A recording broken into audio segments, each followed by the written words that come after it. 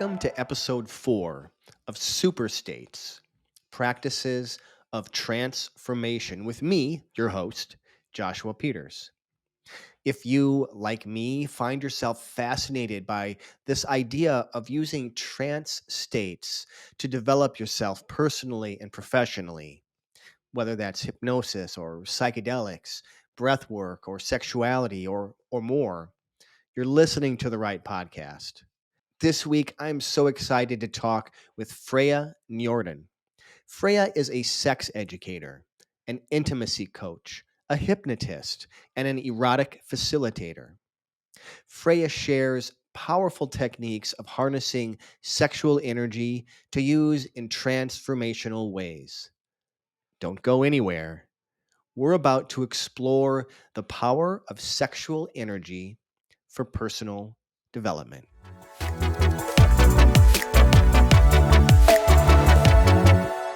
All right, everyone. I am super excited to be here today with Freja Norden. And Freja is a sex educator, an intimacy coach, and an erotic facilitator. And she's here to talk with us today about how you can use sexuality to facilitate personal development. Uh, so, just super excited to have you here today, Freja. Thank you. Happy to be here. Freja, I always like to start out just by starting to get to know a guest a little bit. And so my question is like, how did you fall into this line of work? Like what's your origin, your story? I've been doing this work for a really long time, and it was a real gradual progression.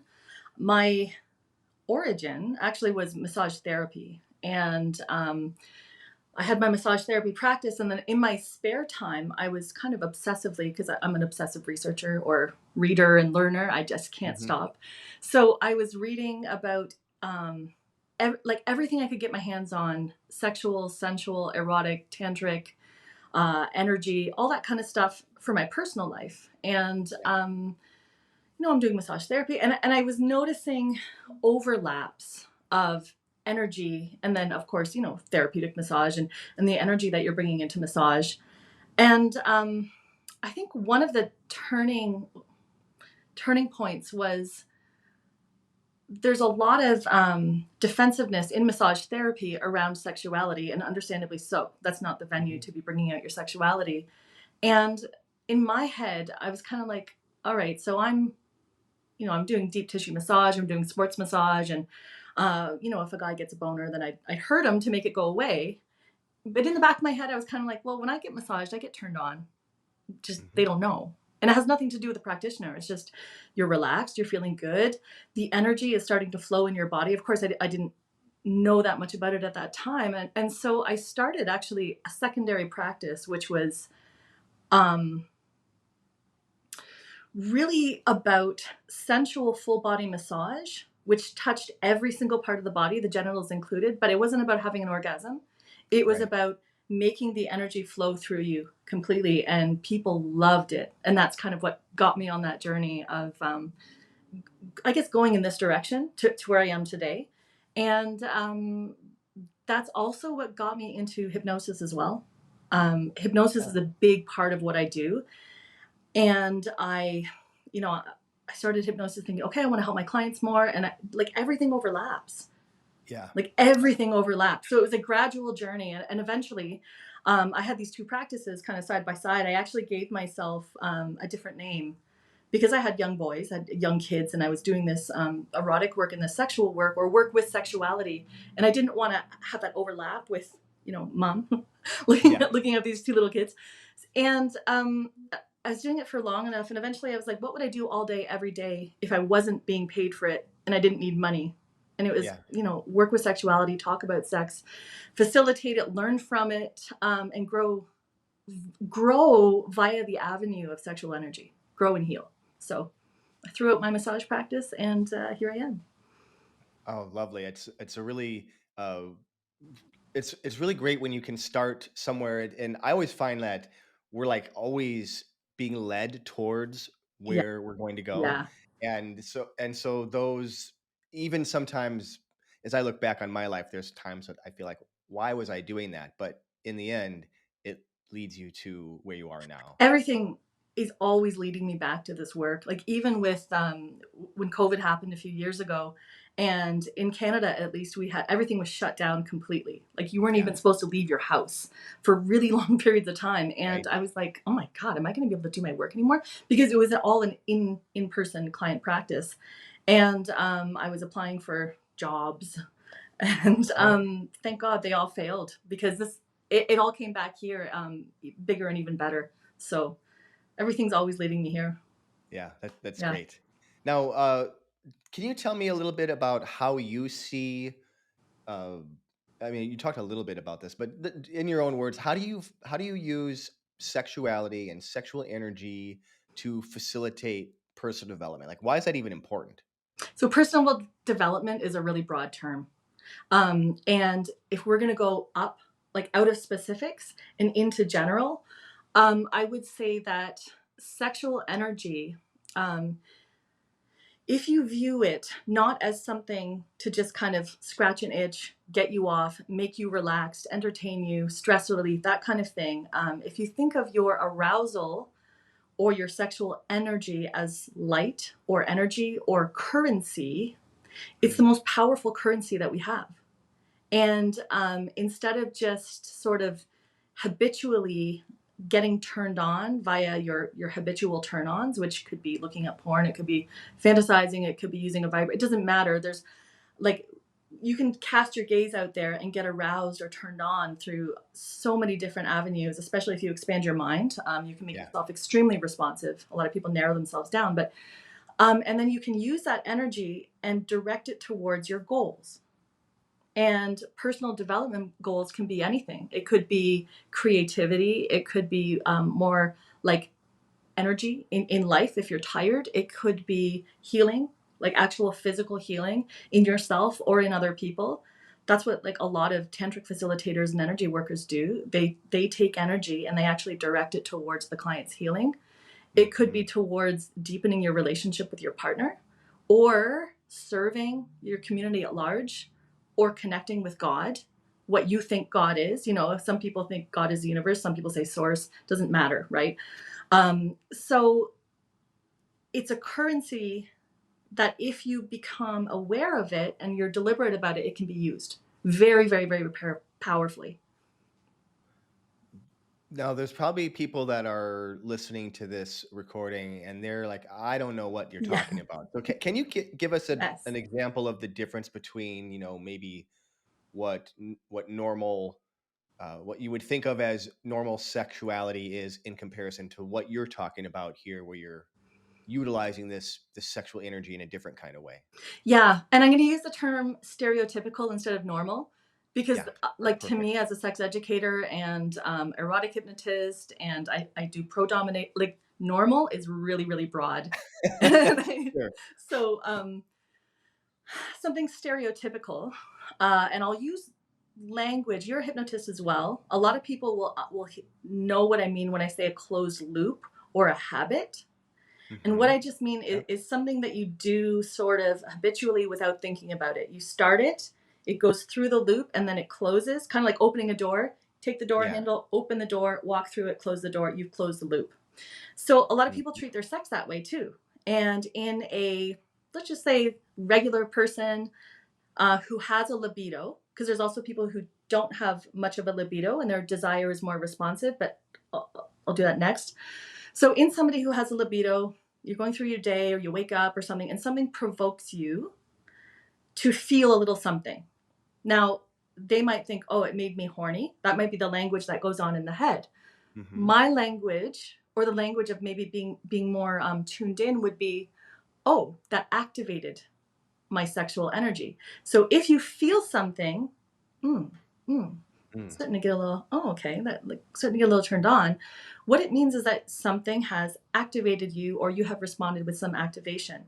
And then you get horny. So you either shut it down in order to like focus on work or something like that, or you pursue it by looking at materials like porn, checking people out, fantasizing, or, you know, doing something that will make you more and more turned on to the point where you have enough internal energy and motivation to do something about it. Okay. Right? But you have to Hmm. get turned, you have to have enough of that energy in order to have motivation. Then you have the Sure. motivation to either masturbate to ejaculation, where you've gotten rid of the energy. So you've closed the loop. Hmm. It's done. It's like a genital sneeze. You've gotten rid of the energy, or you persuade a partner to have sex with you. And again, it's more involved. It's more activated usually than masturbation. But then once you orgasm, you again close that loop, and it's kind of like now you're wasting the energy.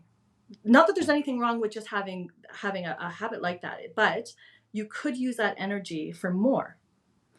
Um, in somebody who doesn't have a libido, their closed loop would be somebody pesters them to engage in foreplay. The foreplay will turn them on and activate enough energy in their body in order to hopefully have an orgasm. They both do, and then the loop is closed. And there's a lot of people in long-term monogamous relationships who have responsive desire instead of active desire. So Mm. that's not pathological. It's just something that can happen. So what I'm saying is that if you want to use it, then you deliberately pay attention to, notice, cultivate, and activate your sexual energy, not to just the point where you can spill it out. You have to raise your threshold of how much capacity that you have for that energy in your body, Yeah. and raise it and raise it and raise it and raise it and raise it. And that's where you start to get full body ecstasy, which is really, really fun and super hot when you're with a partner. Um, Yeah. and then you can direct, if you don't want to release it via orgasm, you can direct it to what you want to direct it to, like healing in your body. For example, if you have an illness or an injury or something, you can intentionally direct this energy towards that thing, or in your partner, or to your Got it. creativity. But it means that So you don't spill it out. It means that you don't just get rid of it via ejaculation. It means that you use it deliberately. so you're focusing on putting the energy where you want it to go in your body or in somebody else's body or Mm-hmm. even out into the world. Yeah. Yeah, out into the world as well. And to backtrack a couple of steps, because this might sound a little esoteric, um, the way that you start is actually, this is the class that I'm doing. I'm teaching a class in hypnothoughts, and Yeah. my class is called Sensual Submodalities. And Mhm. that's where it all begins, is in the submodalities of arousal. That's where you're actually becoming consciously aware of and deliberate about your sexual energy. And for people who don't know what a submodality is, it's the building blocks of how we have experience. So when you're aroused, when you start to get turned on, how do you know you're turned on? Like how? You have you let's see, let me think. So when I know that I'm getting turned on, I can feel more energized for one thing in my body. So I have more energy. It seems like there's like a sharper focus Yeah, in my mind. Senses get turned up. all the better to smell you with. All the better. Yes. Exactly. All the better That's to see right, you. my dear. um, and I think I slow down, which isn't what I used to do, but Yeah. it's what I've learned to slow down. I used to speed up, right? And just like kind of like what you said, you're aiming towards the release. And sometimes if I think about like how I used to be, there was a lot of just kind of wanting to get race to the end and get Mhm. to what you think is the prize. Where now it feels more like the prize is just the process. Like that's what is more interesting to me. Yeah. And the process, when you start to pay attention to those submodalities of arousal, of sexual energy, that's when the process becomes way more interesting than the release. Yeah, yeah. And some people who aren't aware of their bodies, cultivating body awareness is a big part of this, because they're like, well, I know I'm turned on because I have a boner. Well, there's a lot of other stuff going on in your body, sensations and other things. Like you said, like your senses are actually become more alive. You slow down, you have more energy. There's a lot of things that happen in your body that you can be aware of if you're paying attention. If you're not paying attention, then you don't know until you have an erection. And then you're like, oh, I guess I'm turned on. I guess I better do something with this thing. Get rid of Right. right. And in my mind, that wasn't even I wasn't even thinking of that because that comes later. Like Yeah. first is just like the that kind of Because excitement and you're that aware energy of the that's whole there. sequence. Some people aren't aware of anything until they have one. And then, but if you are aware of your body, you can actually start to feel little bits of something. Like if I'm walking down the street and I see somebody that I can appreciate, whatever, like Mhm. I appreciate a lot of things. I appreciate voices. I appreciate the way somebody walks, maybe hair, or I don't know. There's so many things. An appreciation of people, act, and nature and beauty and smells and everything, music activates you. It doesn't have Yeah. to necessarily be specifically erotic or in your Mhm. in like what you would consider, oh, that's hot. It doesn't have to Right. be hot. Appreciation will start to activate your energy. And once you get into this sort of energetic flow, everything can turn you on. Like Yeah. you'll notice, like the more turn, like you may have a sort of repertoire of things that turn you on, but once you get turned on, that repertoire expands, and now Mhm. everything turns you on. Which is why I say, especially to people who are more conservative sexually or who don't have much of a libido, get turned on first, get yourself super aroused first, and then bring in all the fun stuff, because that's where you're Mm. going to be open to the fun stuff. You're in a totally different mental state. It's a trance essentially. Yeah. And the more you can get into that deeper state of arousal, the more you expand your own appreciation for everything out there. It's like a field. You're just like bathing in this appreciation instead of, oh, that's ew, that's gross, ew, that's disgusting, ew, no, don't come at me with that. No, Yeah. you have to get into that erotic field first. Do you have some tips for somebody who might want to start to learn how to do that? How to build up that practice of getting Yeah, turned on by life? yes, I do. Um, I first learned about this kind of thing. I think I was 19 or something, and somebody gave me the book "Cultivating Female Sexual Energy" by Mantak Chia. Mhm. This so have a practice, a meditative practice, which is essentially masturbation, but mindful masturbation. So you touch yourself, or you think about something, and you start to get turned on, and you become hyper aware of what's actually happening in my body when I'm getting turned on. So Mm. you're breathing, you're getting into a trance state, you're meditating, and you're also pleasuring yourself so that, or somebody can pleasure you, so that you Mhm. become aroused and you start to become aware of all of the nuances of your arousal and what it's like as it builds. Because the better you get at that, the better you're going to get at everything sexually. And Mm. also, you're going to train yourself to easily get into that state of high level of arousal. The more you do Yeah. it, the easier it is to get into. And it's not like, oh, the stars have to be right and everything has to align perfectly in order for me to maybe be in the mood. You don't have to be in the mood. You just have to be um, willing to relax into a trance state and to start to activate your body. That's it. Mhm. So develop an erotic Mm. meditative practice. That That's that's that really is the biggest thing, and that erotic meditative practice will serve you across the board. Your sex life, your orgasms, your health, like your happiness, everything. that's a really interesting method to get there.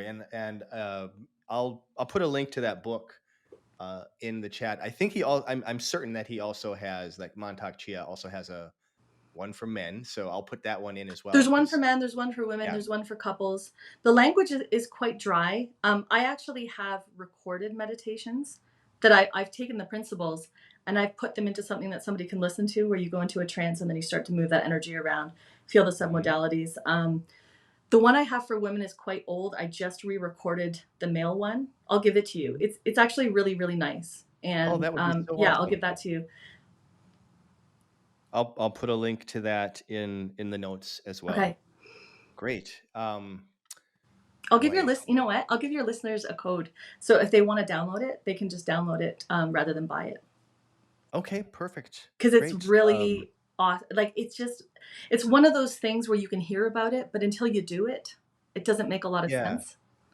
And And I can also think of how it might feel a little bit kind of overwhelming or like I just don't know what to do. So if you have somebody guiding you through the yeah, process, being guided even if through it's a it. little outside Yeah. your comfort zone, you have somebody there that's guiding you and helping you to move through that. Mhm. And as you, we have this, like, we people have this habit, as we get more turned on, we start to get tense. Mm, And I would say, as you get more turned on, the more you can sort of surrender into the sensation, the more you're actually going to be aware of that light and that energy inside of you expanding and opening up. And you're like, oh God, yeah, I am actually feeling tingles everywhere. Oh, I mm, felt that. I actually felt that light go right up into the top of my head. mm. But you only get that way if you can relax into it. If you've got a goal oriented and you're like this and you're sort of driven, you're going to miss out on it because you're too busy focusing on what's in your head instead of what's actually happening in your body. Mm, that's really It- interesting. yeah. Makes me think of it seems like you might be able to help your partner with that, right? By if you Yes. had somebody who was aware, like we're gonna let you figure out what this feels like for you, and then just have them describe what they're experiencing So let with me give an no. example of how you can help your partner.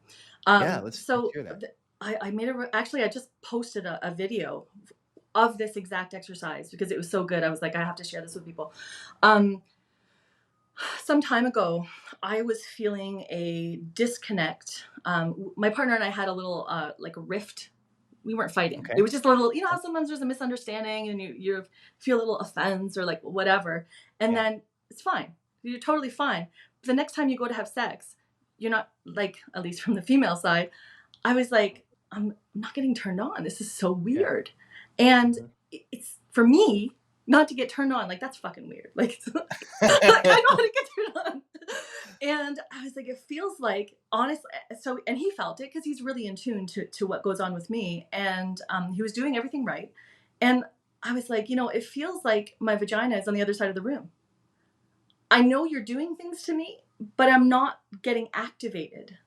Uh-huh. And a lot of people get like that with they're going through the motions of sex, but they're not Yeah. actually activated. That energy is not coursing through their body.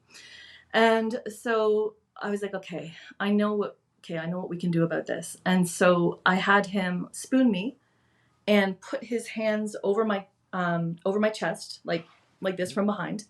Mm-hmm. And I said, breathe light in to the top of your head, into your heart, fill your heart with that light, and then send it through your hands into my heart.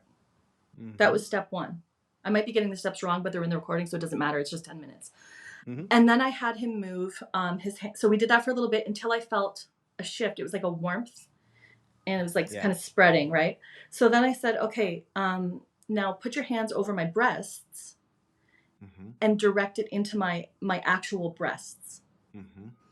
And I had him imagine, because he was totally new to energy stuff when we did Okay. this. Like, this was Yeah. not, it wasn't like he was adept. He was just doing what I told him to do. So Yeah. then the light went down. I said, bring it down into your genitals and back up into your heart and then into my chest. So we did Okay. that. And it was like watercolor paint dropping into my nipples and like spreading and waking up my chest. And I was like, okay, here we go. So then I had him put one hand on my heart and the other hand down, like over my vulva, like sort of Yeah. like over, like this. Mm-hmm. And it was like whoosh. The heat just went like right down, and I was like, okay, we're fucking on. And it was Yeah. like, because whatever it was, my body had created a block. And if you think, like, such a little thing that we had totally gotten over created that kind of a block in my body where we had to sort of activate it again. Think about people who actually have like big fights with their partner Yeah. or breaches of trust or trauma that happened a long time ago that they never actually reactivated their body over. So this sort of this sex energy, it's not just to be used for erotic pleasure. You can actually use it to open up your partner, to help heal them, to develop intimacy and closeness between the two of you. It's really, really wonderful for that. I just what I like about everything that you just described there is it actually, this is a podcast about trance states, how you can use them, and you Yeah, described multiple ones all in there. So you talked about energy work, and you talked about using your imagination, and so really hypnosis was in there, just yeah, having him, just telling your partner to do the things he does, giving him suggestions, and then. Uh, and then that created the sexual energy that we're talking about here, which led to that trance state of being turned on, yeah, which is really yeah. ultimately a trance state. Yep. Love it. This is a really fantastic. What if you had one thing that you wanted to leave all the listeners with? What would that be? It would be to open your mind to the potential of using sexual energy really, really, really powerfully. If you think of sex energy and you sort of allow all of the ideas that you have around sexual energy, energy is just energy. Energy is just energy, and we see it through different lenses. And those lenses are all colored with belief systems, your own belief Hmm. systems, your cultural belief system, and we're unaware of most of them, Yeah. totally unaware. And if you can come into the core distillation of that pure light, then the sky's the limit. Like there's nothing you can't do with it. If you allow yourself to sort of let those barriers, those beliefs, those blocks, and those sort of ideas dissolve and see it for what it is, then yeah, the potential is limitless. Limitless potential. Love Limitless, it. yes. Freya, if somebody is interested in connecting with you, or finding you online, like what's the best way to stay in touch with you and There's keep a the lot of ways conversation? to stay in touch. The easiest ones are to join my Facebook group. I have a Facebook group called The Sensualist. And in the Facebook link, if you do the groups, it's / Freya Norden, because the Sensualist was taken. So my Facebook group, I have to give you permission to come in because it is a private group where people are supposed to feel safe and open to talk about things. Hmm. Another one is to check out my website. It's www.thesensualist.org. And I mean, no, it's thesensualist.ca. They both go to the same website. And my Okay. website is, I mean, my email is freya@thesensualist.org. Great. I will make sure to have all of these different links in the short show notes so people can easily connect with you. Uh, Wonderful. is there anything that I forgot to ask you, Freya? No, this was really great. This is very thorough.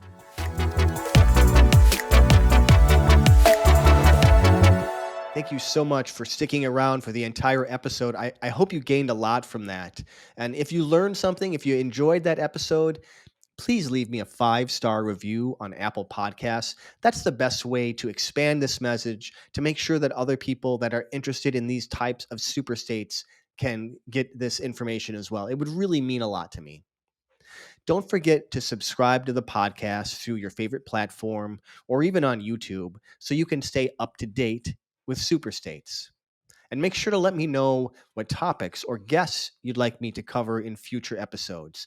You can just respond in the comments, or you can find me on almost all the social medias out there at Joshua Rey Peters, Joshua Ray Peters. Don't be shy. I'm going to answer every comment that I get. I'll see you all next week. And remember, you carry the seeds of change inside. So stay flexible, keep growing, and embrace your transformation.